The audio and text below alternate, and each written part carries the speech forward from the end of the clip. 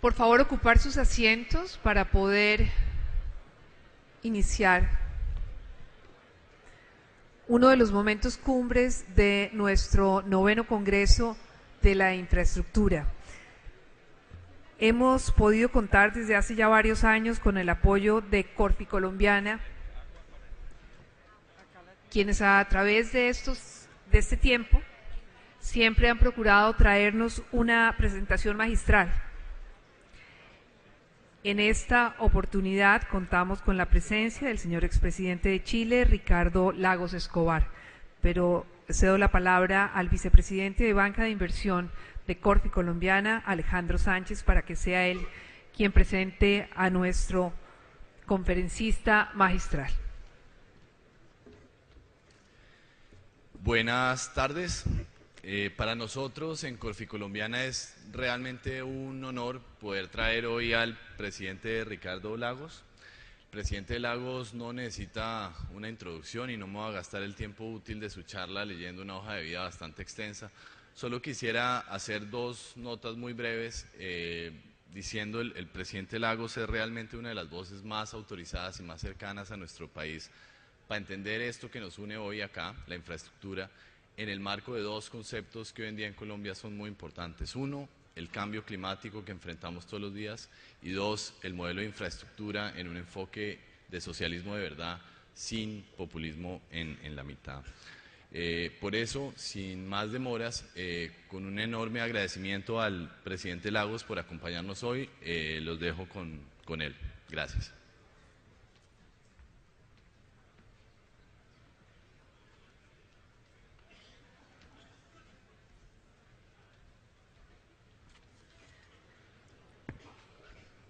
Muchas gracias por su presentación. Quisiera en primer lugar agradecer muy sinceramente la invitación que se me ha hecho a participar en el día de hoy en este 9º Congreso Nacional y estar nuevamente aquí compartiendo con ustedes en un encuentro que me he dado cuenta cada vez está más grande y lo que antes hacíamos en el hotel ahora se hace en el centro de convenciones. Y creo que en cierto modo lo que refleja la pujanza y el poderío de este país. Es cierto, América Latina está pasando, podríamos decir, por un momento muy estelar.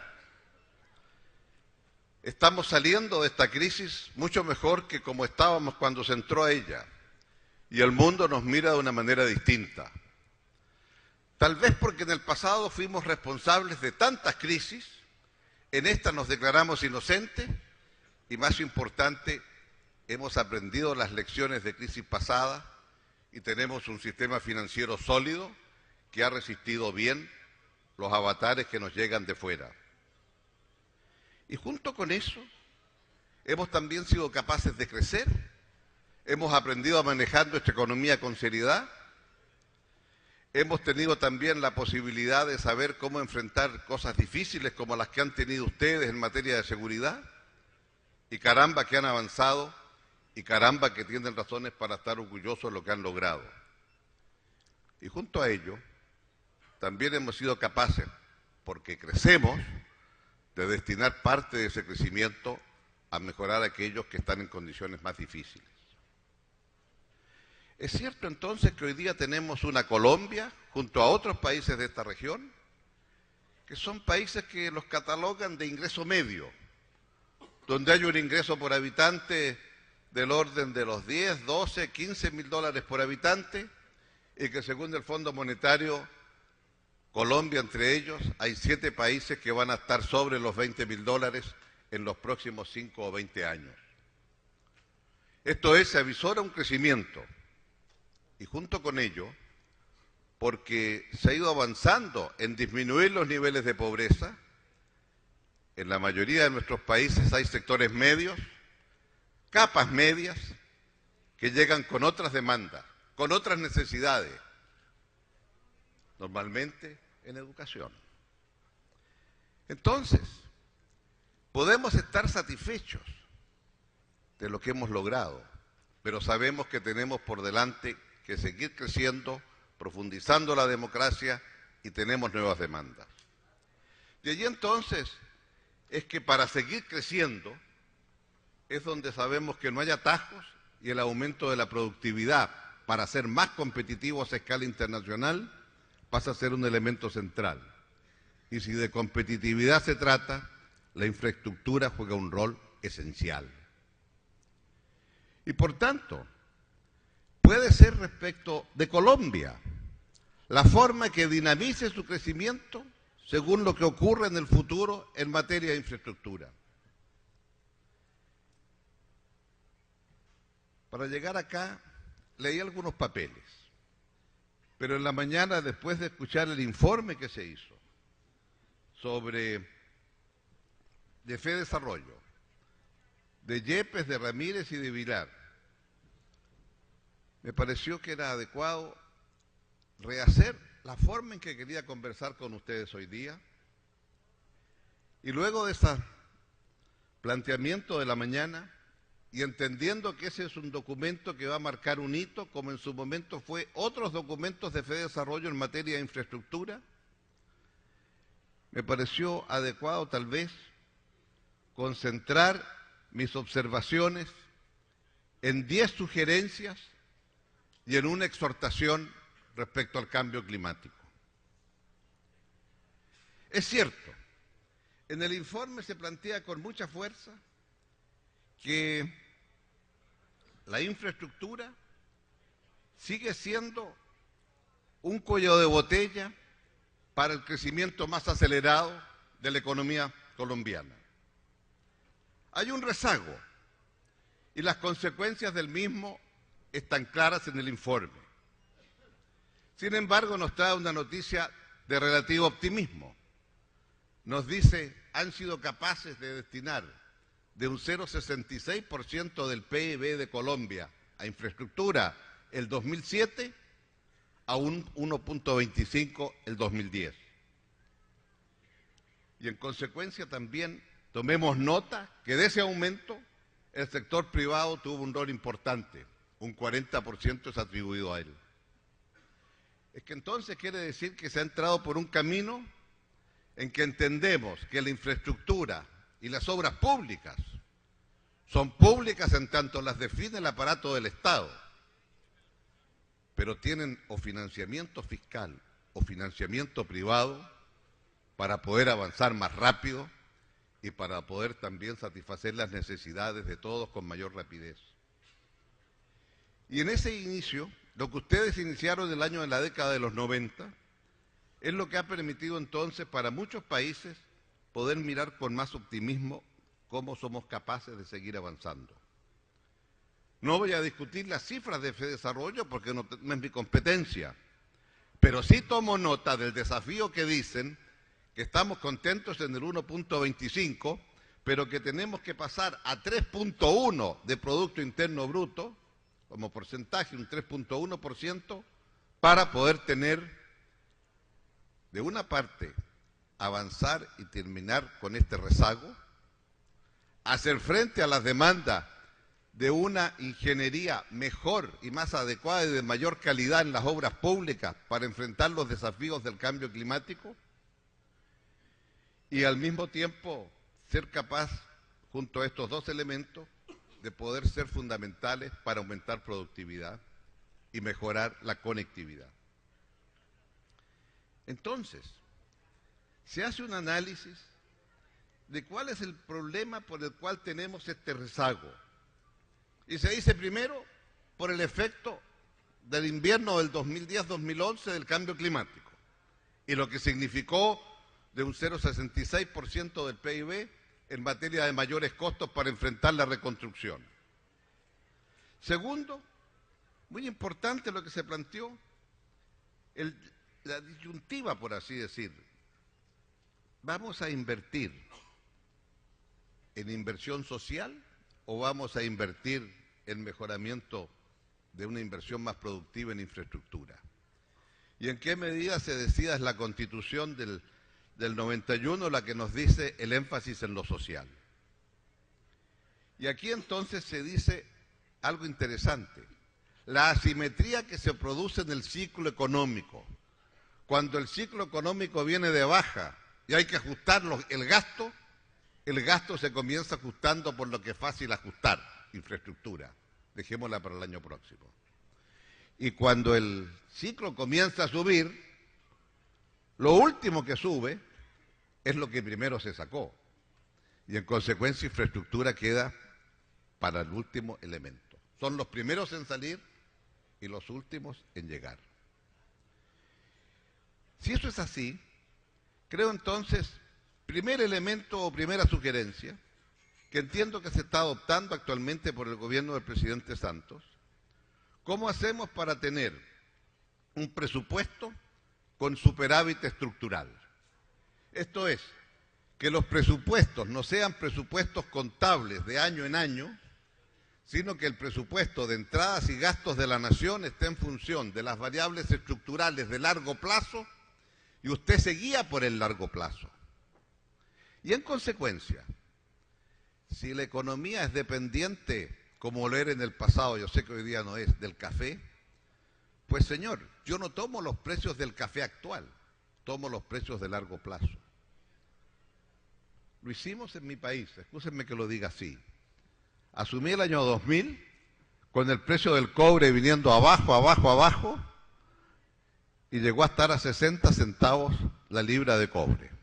Hoy está a $3.50. Y en consecuencia, ante ese ciclo que venía abajo, definimos que íbamos a tener una política de superávit estructural e íbamos a tomar el precio del cobre por el precio del cobre que tenía en el largo plazo. Y una comisión independiente me dice el precio del cobre a largo plazo, 89 centavos, y entré a gastar como si fuera 89 centavos. Tenía un superávit estructural, no obstante que tenía un déficit contable. Hoy los presidentes dan examen ante muchos lugares, entre otros Wall Street. Wall Street creyó lo que dije y el riesgo país Chile siguió bajando.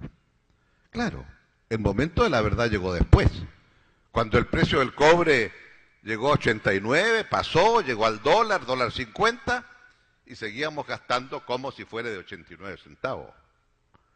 Pero eso permitió tener una política contracíclica, porque cuando las finanzas públicas venían bajando, en el largo plazo podíamos gastar más, y cuando las finanzas públicas se fueron mejorando sustancialmente, teníamos que gastar un poco menos.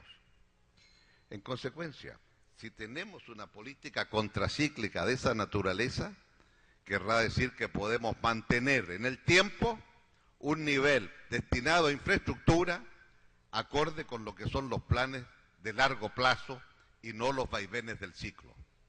Y eso me parece un tema muy importante del punto de vista de todos ustedes que están vinculados a la industria, a la infraestructura, y por lo tanto poder también programar de acuerdo a lo que son las decisiones de políticas públicas del gobierno en el largo plazo. Junto con ello, no necesito decir que gastar más en infraestructura cuando la economía va a la baja es una medida contracíclica obvia de los tiempos de Lord Keynes. Y claro, después de la crisis que hemos tenido en el mundo, decir Lord Keynes ya no es tan mala palabra como en el pasado. Pero junto con ello, creo también que hay un segundo elemento que me parece muy importante. Segunda sugerencia que tiene que ver particularmente con Colombia, y ello es que el tema que en materia de transporte, el tema de lo intermodal, es la llave maestra de buena parte de lo que aquí hay que hacer.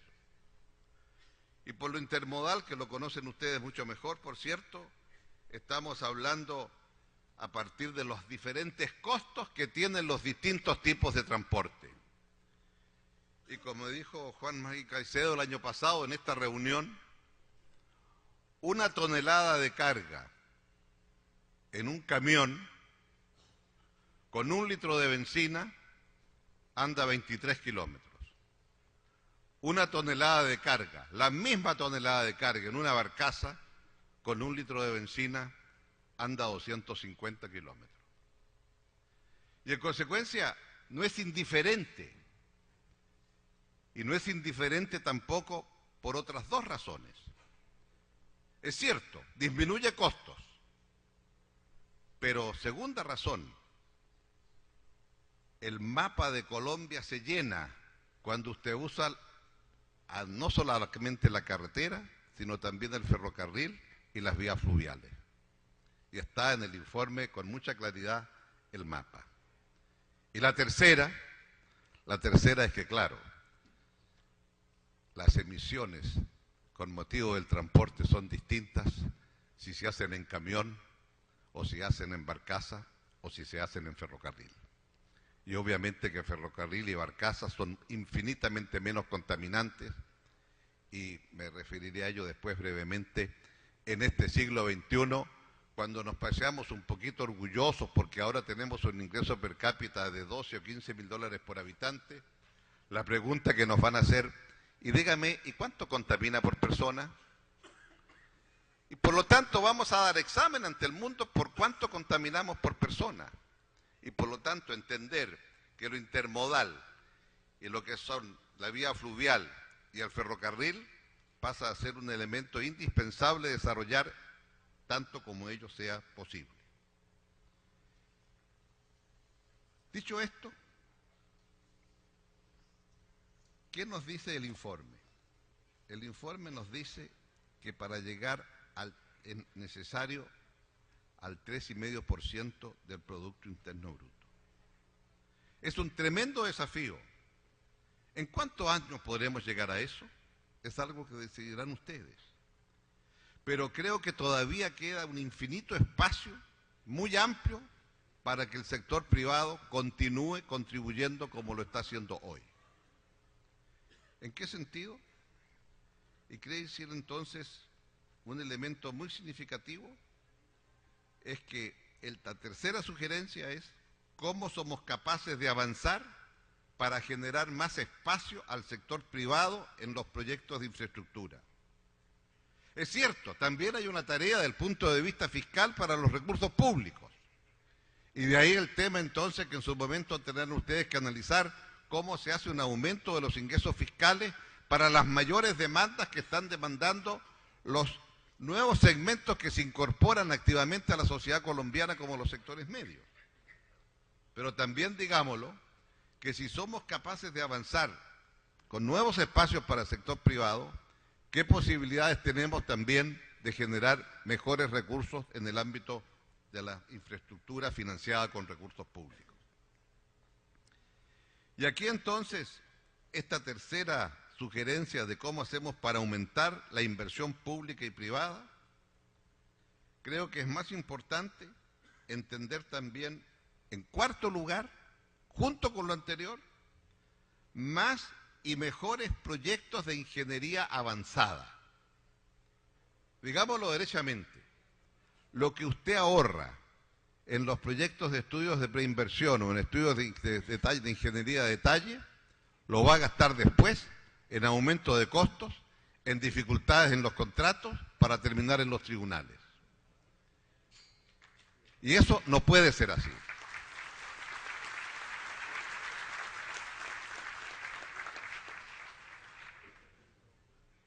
Recuerdo que en una de las licitaciones grandes que hicimos en materia de concesiones en Chile, se adjudicó al que llegó en primer lugar, y el que llegó segundo me dijo que pensaba reclamar a los organismos pertinentes en Chile. Y le dije, está en todo su derecho. Lo único que le quiero decir, que si entramos por el terreno de cuestionar las licitaciones por parte del que llegó segundo o tercero y vamos a los tribunales, al final ustedes van a terminar pagando estudios de abogado en lugar de estudios de ingeniería. Y yo quiero que terminen pagando más en estudios de ingeniería que en estudios de abogado. Esto me parece que es demasiado elemental. Ahora, ¿por qué lo digo? Porque me parece que todos sabemos que un proyecto grande, un 5%, un 8%, hasta un 10% es el gasto que hay que hacer en un buen proyecto de ingeniería. ¿Cuál es el problema? Que llega el señor ministro, el nuevo señor ministro, perdón, en este caso la nueva ministra, y lo primero que ve es cuál es la cartera de proyectos. Quiero dejar una impronta y no hay proyectos, o los proyectos que hay no están acabados. Y con tal de llamar rápido a una licitación, a veces se llama licitación sin tener todo el proyecto acabado. Aquí yo quisiera decir, este es un tema muy crucial para hacer las cosas bien. Y es preferible gastar más, aunque sean recursos fiscales, que después usted los puede imputar cuando la obra es en concesión. Pero usted puede gastar más en los estudios de ingeniería, acelerar los estudios de ingeniería que estén bien hechos, y luego entonces va a poder respirar con mucha más tranquilidad. Este es el primer tema vinculado a cómo hacer para que haya más seguridad del pacto del privado, particularmente cuando son obras concesionadas. Y lo digo por experiencia propia. Hemos licitado cosas que no están con estudios acabados y normalmente después las discusiones son muy largas. Sin embargo, creo también que para que haya más inversión privada, se ha avanzado mucho en la ANI, en materia de concesiones, este nuevo instrumento jurídico que ustedes tienen, esta nueva institucionalidad jurídica que ustedes se han dado, pero me parece que es fundamental, además de las concesiones viales, portuarias o de aeropuertos, además la que se ha planteado en ferrocarriles, explorar otros ámbitos, como es el de determinado tipo de proyectos hidroeléctricos y construcciones de represas, y en nuestro país, si bien hemos tenido dificultades al comienzo, ahora ya está en marcha bien la licitación de cárceles y la licitación de hospitales, en donde, por cierto, corresponde a la autoridad pública todo lo que es la función propiamente de seguridad y todo lo que es la función de atención en materia de salud. Y en consecuencia, en estos dos casos, excúsenme la expresión, se trata más bien de proveer los edificios y la hotelería básica. Y en consecuencia, allí hay una posibilidad de ampliar. En quinto lugar, me parece que si queremos dar más garantías, hay que explorar bastante más lo que dice relación con el tema de cómo hacemos junto para dar más espacio al mundo privado, garantizar tránsitos mínimos. Y aquí me parece muy importante cómo se avanza, por ejemplo, en homogeneizar los peajes que se pagan en los distintos troncales o en lo que son las vías primarias en el lenguaje que se usa en el informe. ¿Qué quiero decir con esto? Los tránsitos son distintos y por lo tanto, a igual plazo, si los tránsitos son distintos, va a haber peajes distintos. Y es difícil explicarle a un segmento que por estos 100 o 200 kilómetros cobro tanto y por estos otros 100 o 200 kilómetros en la misma carretera cobro mucho más, porque el tránsito es menor. Entonces acá creo que en alguna medida o usted establece mecanismos para hacer concesiones que son demasiado grandes y la competencia entre los distintos proveedores o distintos concesionarios disminuye, o usted busca las modalidades para establecer máximos y mínimos en que se puede competir en materia de peaje. Y si todos se van al peaje mínimo para llevarse la concesión, entonces usted puede decir quién es el que pide el menor plazo para esa concesión. Esto es, si todos se fueron al mínimo en materia del peaje a pedir, entonces la licitación se hace por plazo de concesión y se la llevará el que pide el menor plazo. Si igual todos se van al piso, entonces usted puede decir, muy bien, se la llevo el que me da más plata por entrar a esta concesión y le cobro. O si todos se van al peaje más alto, todos se van al máximo de plazo, porque el tránsito es menor, y así todos le dicen, y no da los números, y pido subsidio de tanto, se la llevará el que pide menor subsidio. Este fue el sistema que utilizamos. Ustedes bien conocen la geografía de Chile, no necesito explicársela, un país larguirucho así, demasiado flaco.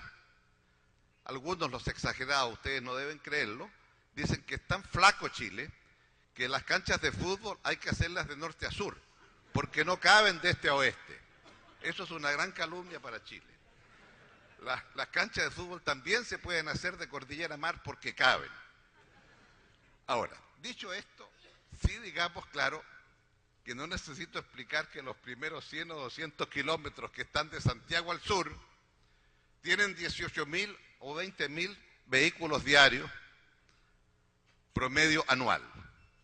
Y los que están entre Osorno y Puerto Montt, entre Valdivia y Puerto Montt, los últimos 200 kilómetros tienen no más de 5 o 6.000.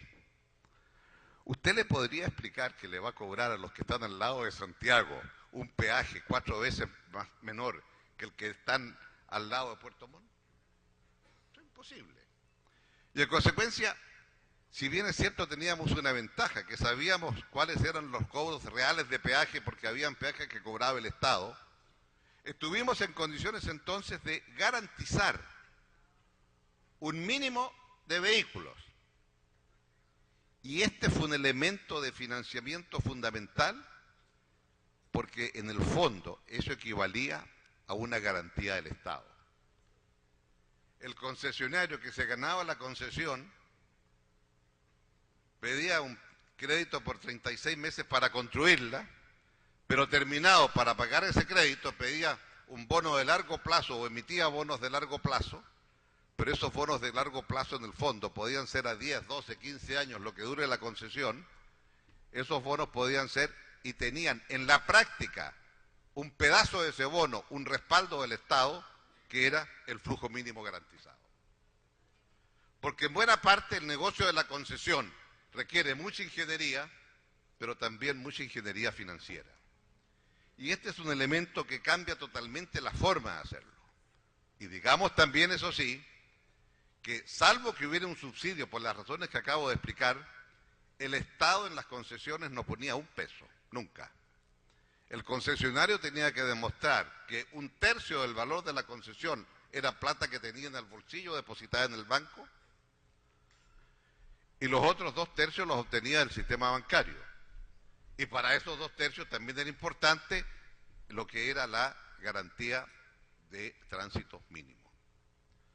Vale decir, no había un adelanto que daba el Estado al concesionario y esto nos permitía entonces tener empresas que eran financieramente muy sólidas, pero también nos permitía entonces resguardar adecuadamente los intereses del aparato del Estado. En este sentido, creo que es importante las posibilidades de entender los mayores costos que ustedes pueden tener aquí como resultado de la geografía, en tanto troncales probablemente van a requerir túneles y puentes de naturaleza muy diversa, y aquí entonces determinados los kilómetros no valen todo igual, y cómo pueden tener compensaciones de unos con otros. Y en este sentido pasa a ser importante también el entender lo que dije anteriormente de cómo hacer para los cobros de peaje. El sexto elemento que me parece muy importante a tener en consideración es algo que se planteó en la mañana con mucha fuerza y que entiendo que la ministra lo anunció en su discurso, que son los mecanismos de coordinación interministerial. ¿Por qué? Porque acá hay un conjunto de temas que son en todos los países de nuestra región. 3 que son los más importantes. ¿Cómo coordinamos adecuadamente el viejo tema del traslado de los servicios públicos?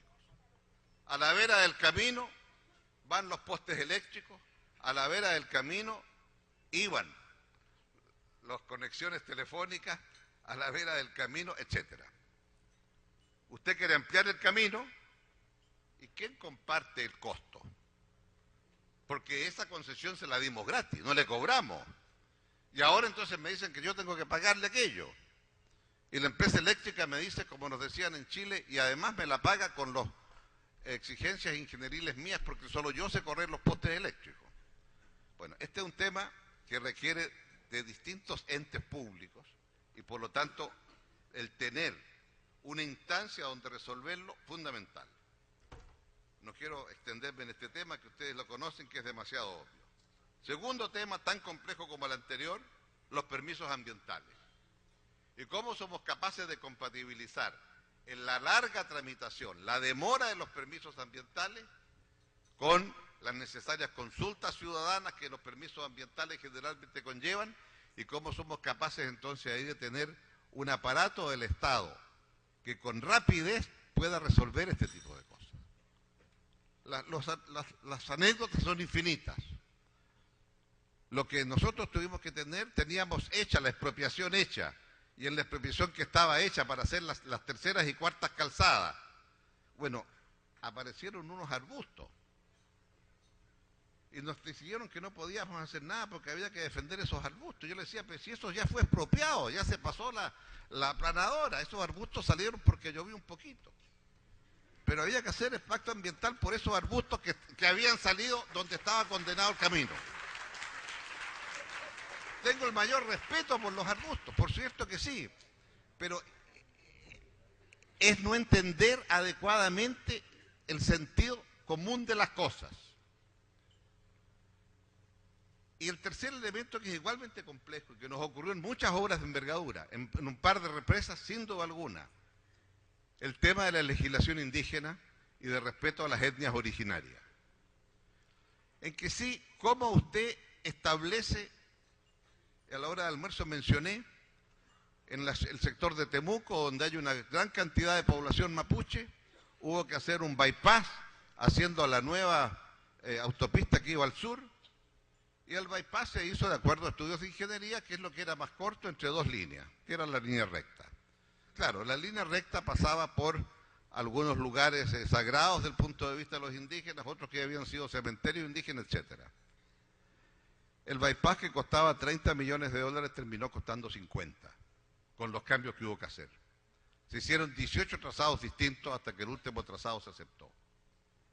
Ahí es un tema político complejo, porque usted está diciendo que quiere hacer ese bypass en función de la demanda que lo exige el progreso para el país.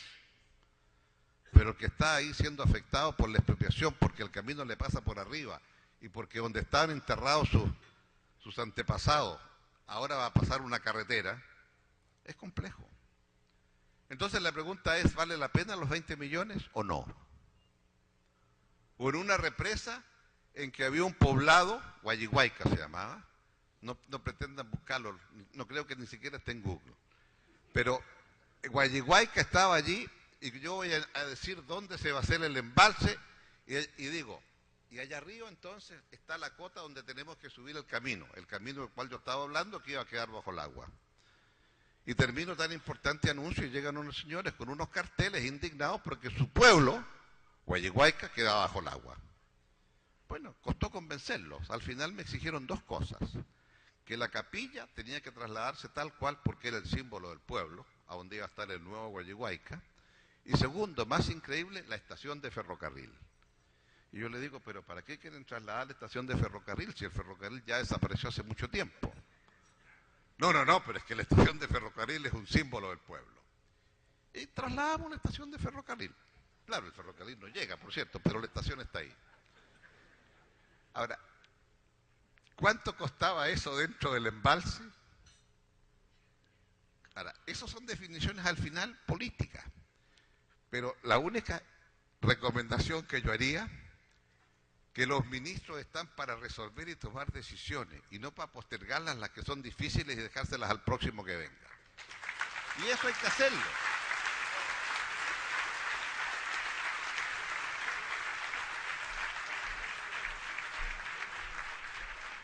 Y eso hay que hacerlo. Y en una represa muy grande para tener 700 megas hídricos en Chile, hubo un problema entre la ley eléctrica y la ley indígena, y al final opté, porque había una situación muy difícil con dos hermanas, tomé el helicóptero un día sin avisarle a nadie y me fui a hablar con las señoras hermanas ahí donde ellas vivían. Bueno, y después de mucho negociar se logró llegar a un arreglo, pero no necesité decirle al país, de este tema me hago cargo yo. No, el hecho de tomar un helicóptero y llegar ahí a hablar con las hermanas Quintramán estaba claro que ahora el tema había llegado a un poder más arriba en el aparato del Estado. Pero operando con las instituciones que teníamos se pudo salir adelante. Ahora, era más cómodo no tomar una decisión, porque o se enojaban aquellos que necesitan de electricidad, o se enojaban los que estaban defendiendo la ley indígena. Pero esa parte entonces creo que es fundamental también entender el cómo tenemos una instancia donde estos tres tipos de problemas puedan resolverse de una manera rápida y eficaz, si queremos salir adelante con nuestros cuellos de botella. Séptimo tema, yo diría que es lo que está muy bien logrado en el documento, el tema de la descentralización. Es cierto, ustedes tienen una geografía que los ha obligado a ser altamente descentralizados. No hay una capital que asfixie al resto del país, como en muchos otros países latinoamericanos, de los cuales Chile es un buen ejemplo, que tiene una capital de 6,5 millones de personas en una población total de 16,5. Y sin embargo, creo que el tema de la descentralización pasa a ser clave, porque también el tema de la descentralización tiene que ver con el tipo de infraestructura caminera especialmente que tenemos. En la distinción que se hace en el estudio, de que hay un 8% de caminos de primera, que son los grandes troncales, un 19% de caminos secundarios y un 66%, creo que era, de los caminos, 67% de la red terciaria. Y no es ningún misterio que es exactamente en orden inverso los kilómetros pavimentados, siendo la red terciaria la que tiene menos pavimento y la que tiene más pavimento, como corresponde y es lógico, la red primaria. Aquí me parece que es tan importante entender primero que la red primaria, creo que toda ella, no conozco los números ni las cifras de tránsito, debiera estar concesionada, porque esa red tiene que ver mucho también con el carácter productivo de la red. En cambio, la red secundaria y terciaria normalmente va a terminar siendo de carga fiscal. Y por lo tanto, lo que usted se ahorró en la primaria lo tiene que destinar a la red secundaria y terciaria. Y aquí algo que sí me parece importante es que entendamos también distintos tipos de caminos. Los caminos secundarios no tienen que ser hechos con los estándares de los otros caminos, de la red primaria. No digo 4 pistas, por cierto, pero el camino con el pavimento en que sacan las rasantes y la curva y la otra y lo demás allá, y qué decir de las bermas. No. En esos caminos, digamos las cosas como son, esos caminos cada 2 años le tira el ripio y a los otros 2 años le vuelve a tirar ripio. ¿Es posible en esos caminos, en vez de tirarle ripio y después una manito de asfalto? Sí, yo sé, a los 2 años desapareció el asfalto, vuelva a tirar otra manito de asfalto. Y le puedo asegurar que después de un tiempo largo usted va a tener un camino decente, con tantas manitos de asfalto. Porque es un camino secundario, que probablemente las bermas no van a existir si es que existen. Es un camino en el cual no hay que hacer tantos estudios. Pero el costo que tiene ese camino, al menos en nuestro caso, es 1/6 por kilómetro que el costo del camino que usted hace normal en nuestras carreteras. 1/6. Y por lo tanto, cuando estábamos acostumbrados a avanzar con 1.000, 2.000 kilómetros de caminos en carretera, bueno, ¿cuándo íbamos a llegar con ese ritmo a lo que son la red terciaria? Nunca. En cambio, en 3 años hicimos un programa que llamamos el de los 5.000 kilómetros. Hicimos 5.000 kilómetros de caminos secundarios de esta manera que les he dicho. Y por lo tanto, esos caminos secundarios, primero tienen un alto grado de participación de la gente, porque están ahí. Es puro barro cuando llueve, es puro polvo cuando hay sol y sequía. Segundo, el monto involucrado hace que el municipio parece menos recursos que los que tienen los municipios de ustedes acá, pero pueda decir ya, de los 20 kilómetros que vamos a faltar, bueno, nosotros nos hacemos cargo de 3. Y en consecuencia, cómo abordar el tema de los terciarios me parece fundamental.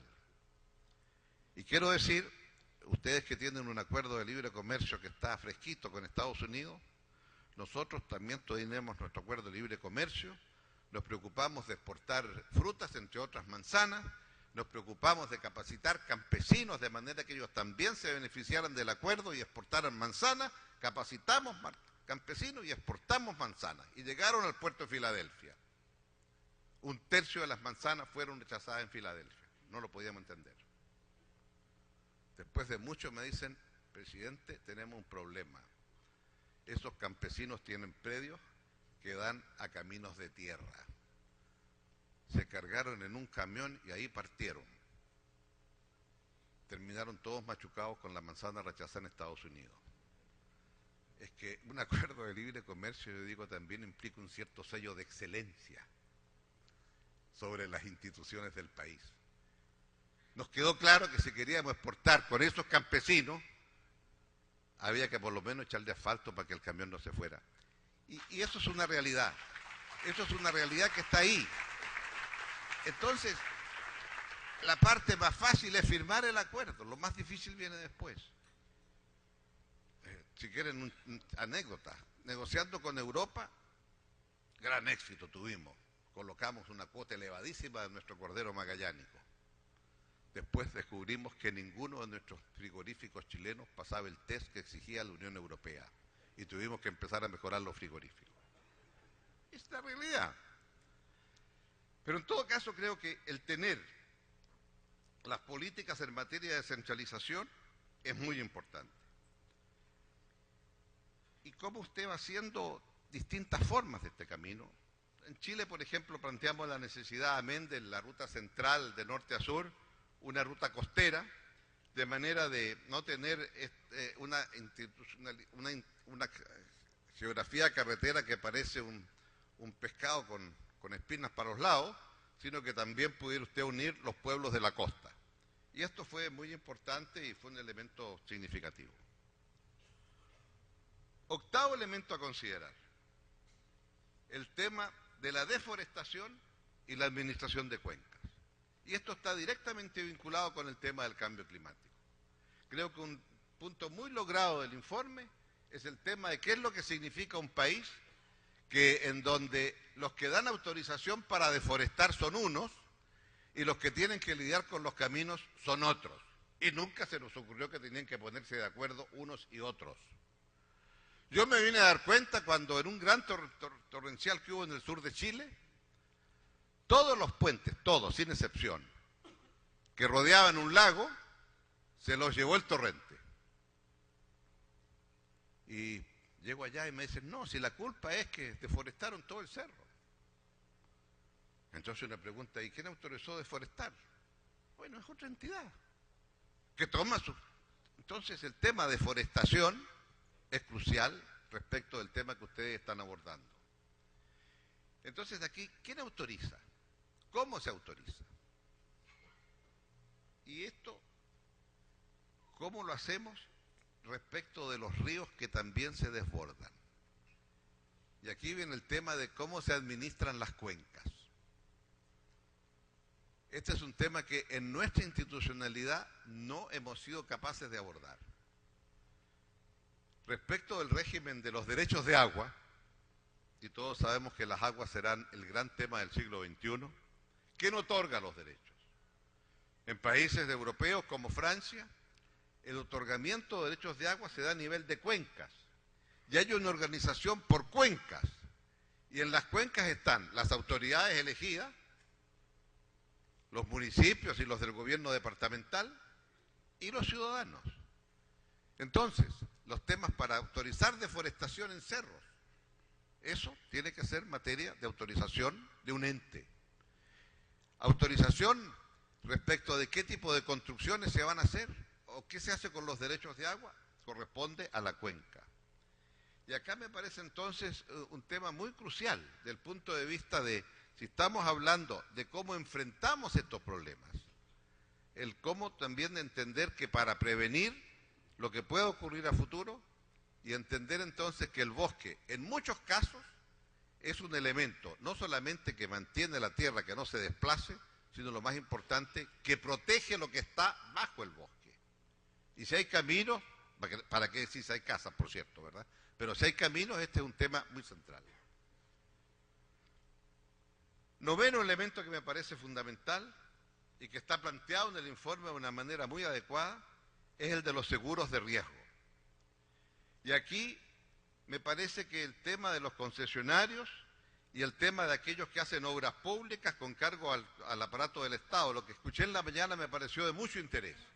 Es posible pedir que cuando la obra pública es financiada por el Estado, el que la construye se encargue de tomar un seguro de riesgo, que la obra está bien hecha, con cargo, por cierto, a los costos de esto. Yo sé que esto encarece el costo, pero que nos permita en consecuencia estar cubiertos ante estas eventualidades. En el caso de Chile se recordó en la mañana, en el caso del terremoto reciente, el del 2010, yo diría que es el terremoto más grande que hemos tenido, porque nunca habíamos tenido un terremoto en que las famosas placas chocaran en una extensión de más de 350 kilómetros. Cuando hablamos del terremoto del 60, que es el más grande en términos de la escala Richter, pero ahí el choque de las placas no fue más de 50 kilómetros, y en consecuencia fue una extensión relativamente reducida. Pero tener más de 8 escalas Richter en Concepción y 7.9, casi 8 en Santiago, en la capital, 500 kilómetros al norte, era un fenómeno muy, muy inusual. Y recuerdo haber leído un informe de un especialista de las compañías de seguros que recorría todos los terremotos, señalando que en el caso de Chile lo más importante había sido el seguro de riesgo contra terremotos. Y también si hemos de obtener alguna indicación de la experiencia, yo sé que es muy distinto un invierno como el de ustedes, el 2011, a un terremoto, pero en algo se parecen, que son impredecibles y la furia de la naturaleza es enorme. Y eso sí, reconozco que en mi país, después de cada terremoto, hay de nuevo una revisión de las normas antisísmicas. Y si el grueso de los edificios permanecieron en pie, es precisamente por aquello. No resisto una anécdota del terremoto del 60. Había un edificio que estaba en plena construcción en 1960, se decidió fortalecer y reforzar el edificio y estaban poniendo unas barras de acero entre determinadas paredes, entre pisos intermedios, para mayor fortaleza del edificio. Aquellas paredes que estaban reforzadas con estas barras de fierro en diagonal se vinieron todas al suelo. Las que no estaban reforzadas resistieron espléndidamente. Razón, las que no estaban reforzadas tenían flexibilidad para volverse un lado al otro, y las que estaban con las barras de hierro no pudieron y se vinieron abajo. No es llegar y ponerle más material, quiero decir con esto. El cómo se comportan los materiales pasa a ser fundamental. Y aquí me parece que hay mucho también que poder aprender de uno y otro. Pero lo más importante son los seguros de riesgo. Y si por cierto los seguros de riesgo disminuyen, dependiendo de las condiciones con las cuales usted va a construir, o con las condiciones que usted va a construir un camino o un puente o un túnel. Y cuando aquí se habla de que los costos que tiene introducir elementos en la construcción que sean capaces de resistir temporales como los que tuvieron o situaciones como las que hubo con el niño y la niña, creo que vale la pena ese mayor costo, porque usted le permite tener seguros de riesgo mucho menores. Y por lo tanto creo que acá hay mucho, se me ocurre a mí, que aprender unos de otros, y tenemos también con las compañías aseguradoras cómo somos capaces de hacerlo. En Chile efectivamente el más del 75-80% de la reconstrucción fue financiada con los seguros de riesgo. La última sugerencia o punto que quisiera mencionar tiene que ver con un viejo tema y que yo lo titularía hacia otra metodología. ¿Cómo medimos los beneficios y los costos de la infraestructura cuando los países van creciendo? ¿Cómo medimos cuánto mejora el costo-beneficio por el número de accidentes del tránsito que disminuyen. Hasta donde yo sé, los accidentes del tránsito, al menos en mi país, jamás se han considerado para los estudios costo-beneficio. E intuyo que el número de muertos en carretera tendría que tener algún tipo de consideración. La rapidez de desplazamiento, ¿qué valor tiene? ¿Qué valor tiene la rapidez de desplazamiento en una ciudad a 50 kilómetros por hora, o a 40, o a 30, o a 20? ¿O nos tenemos que quedar de brazos cruzados esperando que llegue a 10? En otras palabras, creo que el tema de un estudio de metodologías pasa a ser fundamental en esta etapa de nuestro crecimiento, de nuestros países. Y así como queremos hacer muchas sugerencias en materia de políticas económicas a los organismos internacionales, ¿por qué no hacemos también muchas sugerencias a los organismos internacionales que dan los créditos y que dan seriedad a estas cosas? Si fuéramos capaces de poder decir, señores, queremos metodologías distintas. Porque si no, siempre vamos a ir a retrasos. Los aeropuertos es un clásico. El día que usted inaugura el nuevo aeropuerto ya está colapsado porque ya el aeropuerto empezó a diseñarlo 5 años atrás. La ingeniería se postergó, se hizo epílogo. Cuando usted lo abre ya está chico. Y aquí yo creo entonces que con el mayor respeto, yo soy economista y todas esas cosas, pero con el mayor respeto para mis colegas, creo que este es un tema demasiado importante para dejárselo solo a los economistas. Porque si no, es difícil. Si no, es difícil poder entendernos en esto. Y hay concepciones distintas. Cuando a mí me dicen los tránsitos son muy bajos. Bueno, pero si no hay camino, ¿cómo quiere que los tránsitos sean altos? Es demasiado elemental esto. Usted puede estimarlo, pero no me diga que porque ha medido y la medición le da de un camino que son carreteras imposibles de transitar. Y la exhortación tiene que ver con un tema distinto a los abordados. Pero lo hago a partir del rol que está jugando Colombia y el presidente de ustedes en distintos frentes en el plano internacional, que es un rol de liderazgo. ¿Por qué? Porque creo que Colombia puede jugar un rol importante en materia de las conversaciones y negociaciones sobre cambio climático. ¿Por qué? En el mundo, la deforestación a nivel global es responsable del 17% de las emisiones del planeta Tierra. Es decir, todos sabemos que los árboles absorben anhídrido carbónico y gracias a esa absorción hay menos anhídrido carbónico, menos gases de efecto invernadero que se van a la atmósfera, donde se produce esos gases, el fenómeno de calentamiento global. 17% es porque usted cortó árboles ese año en cantidad tal que dejó de absorber un 17% de estos gases. Eso es a nivel mundial. En América Latina, la emisión de todos nuestros países latinoamericanos y el Caribe, en casi un 50%, un 49% es deforestación. El otro 51% es la actividad económica que tenemos. No necesito decir que el grueso de aquello es el Amazonas.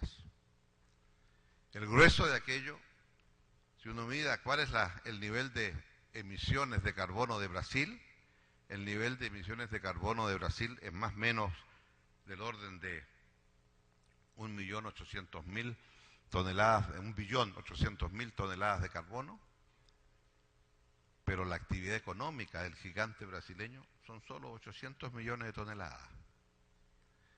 Y el billón es deforestación. Una parte de esa deforestación le corresponde también a Colombia y a otros países que están en el Amazonas. Y por lo tanto, plantear este tema y decir, dado que en las negociaciones tan engorrosas que se han hecho, de los pocos acuerdos, es el REDD. Esto es que así como usted paga por plantar un árbol, va a pagar de aquí en adelante por dejar de cortarlo. Y si hay fondos para eso, América Latina podría decir, nos proponemos disminuir nuestra deforestación en un 5, en un 8, en un 10% anual. Y eso implicaría una reducción en las emisiones sustancial, de más de 10%. Ninguna región del mundo está en condiciones de decir, voy a disminuir mis emisiones en 10%. América Latina sí. Y por lo tanto, tomar una iniciativa en ese sentido, invitar a los amigos brasileños, y yo agregaría un par de países que tienen una característica un poquito distinta, y es que esos países han tenido en el pasado reforestación. Por otras razones, no se reforestó pensando en el efecto sobre el cambio climático. En Chile emitimos 75 millones de toneladas al año de carbono, y porque la reforestación comenzó hace como 30 años atrás, absorbemos más o menos de los 75 toneladas, más o menos 30 millones de toneladas. Entonces, de una parte usted podría tener un programa que tiene que ver reforestación, que está ocurriendo, disminuir deforestación, y habría un paquete muy potente, y en consecuencia creo que allí sería posible avanzar en esta materia. ¿Por qué? Vuelvo a lo que ya les dije, porque creo que en este siglo XXI el tema del cambio climático va a ser el tema en el cual no habrá divergencias.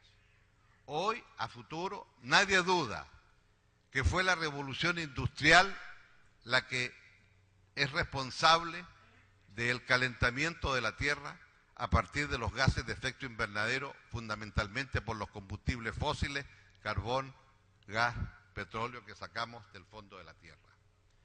Y por lo tanto, si no hacemos nada, nos estamos jugando el futuro de la supervivencia del ser humano en la Tierra.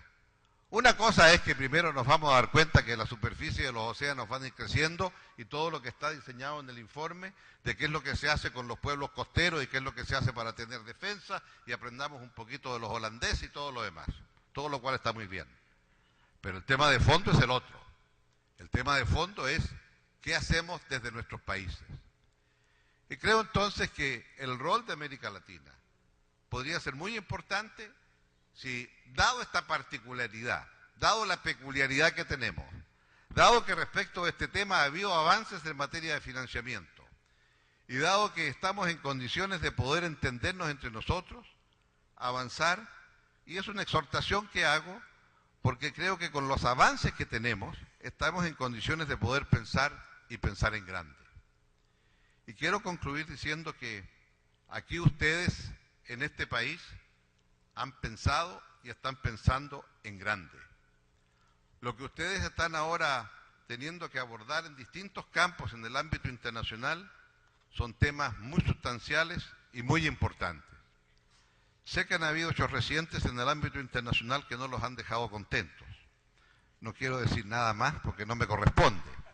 Lo único nomás que si sirve de consuelo a ustedes, los alegatos entre Chile y Perú van a comenzar prontamente. Pero sí quiero decir que se está haciendo un tremendo esfuerzo en nuestros países, por cualquiera que sea el resultado de la Corte, entender que cuando uno es un país pequeño, le gustan instituciones a nivel internacional que también sean instituciones que nos dan confiabilidad. Y en consecuencia, por ser países que estamos jugando pequeños pero en cancha grande, nos gustan normas. Y creo que esas normas entonces lo ideal es buscar mecanismos para respetar. Pero junto a eso ustedes están dando otras peleas tanto más importantes, por cierto, como es los esfuerzos que se está haciendo por la paz, y creo que eso le da a Colombia los títulos como para plantear también en este ámbito del cambio climático una política latinoamericana que estoy seguro nos va a representar a todos. Muchas gracias.